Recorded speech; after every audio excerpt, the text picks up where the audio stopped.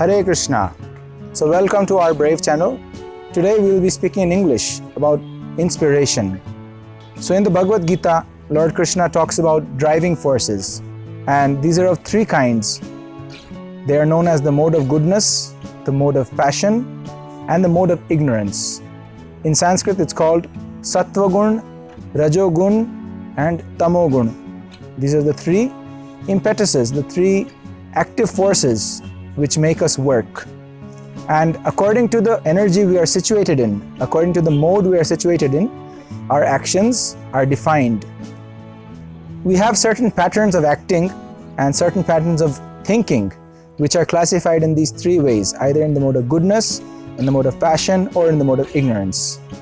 Now, all of us want to have peace and happiness in life. Nobody wants to fight with others. Nobody wants to get angry, shout, or take revenge upon others. Everybody wants to be a nice person. And today we will speak about this science of how to decide which mode we will be acting according to. So in the Bhagavad Gita, Lord Krishna extensively speaks on this topic.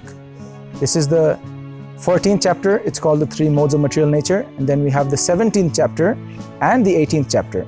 In these last two chapters, Lord Krishna extensively describes each activity, the thinking, the determination, the work, and the view, and the food that we eat, and all different aspects of life which are governed by these modes, and how we can decide which mode to work in. There's a very nice example of a person who needs to travel somewhere, and he has a chauffeur, he has a driver.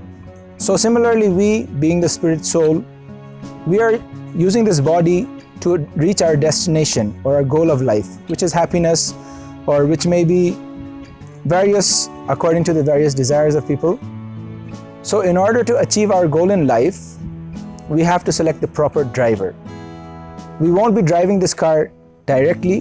We are the passenger in the car, in this body.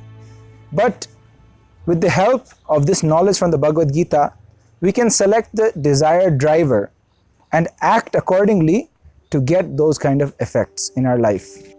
So the first driver, which is known as the mode of goodness, is the most desirable. It's the most pure, which is available in this world. And in the mode of goodness, one is highly controlled. One knows what is right and what is wrong. He knows what to do, what not to do, and how to do it to achieve the proper results. So the example is of a highly mannered and skillful chauffeur. He knows the likes and dislikes of his master, and he knows all the traffic rules in and out. He's well aware of the mechanism in the car, how the car works, and what is optimum for the car, what is optimum for the body, when to work, when to take a break, and in what attitude or mentality should we progress in our work. So this is the best available driver in this world, which is the mode of goodness. To select this driver to be our driving force, we have to live a life according to the scriptures.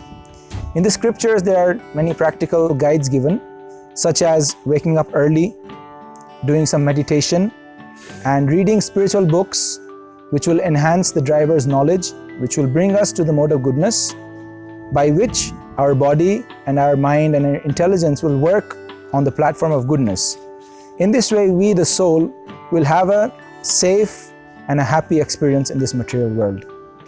The second driver is the mode of passion.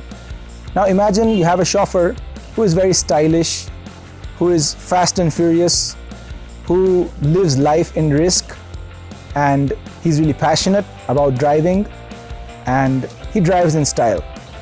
This is the ideal portraying of the mode of passion. Persons driven by the mode of passion are highly ambitious in life. They have great desires, they have big dreams, and they'll do anything to achieve it. They'll work really, really hard for that. And the third driver is the mode of ignorance, which is considered to be the worst of all three.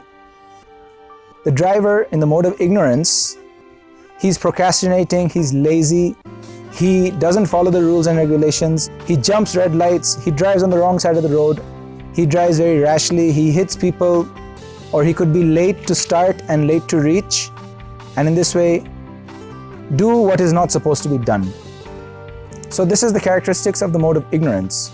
Now Lord Krishna in the Gita gives us the results of these three modes.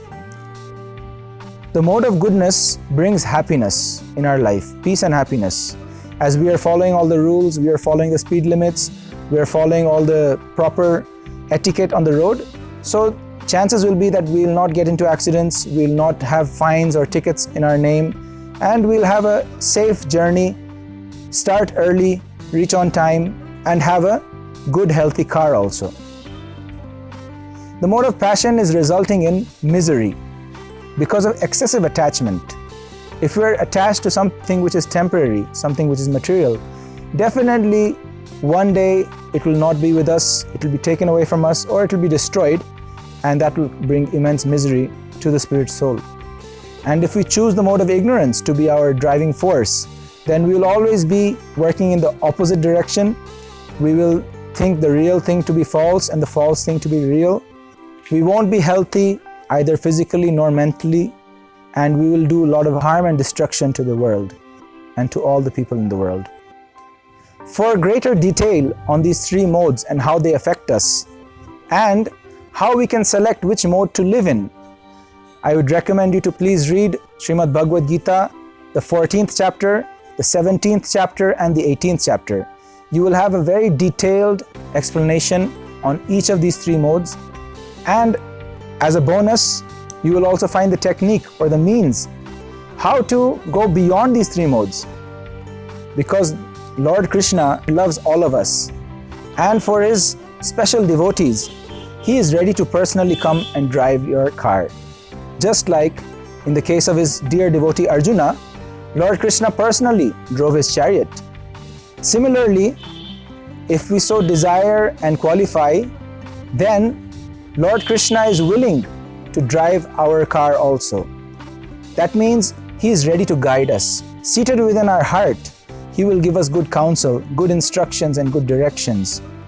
Please read Bhagavad Gita and you will be surprised by all of the deep practical knowledge which is in store for you. Thank you so much. Hare Krishna.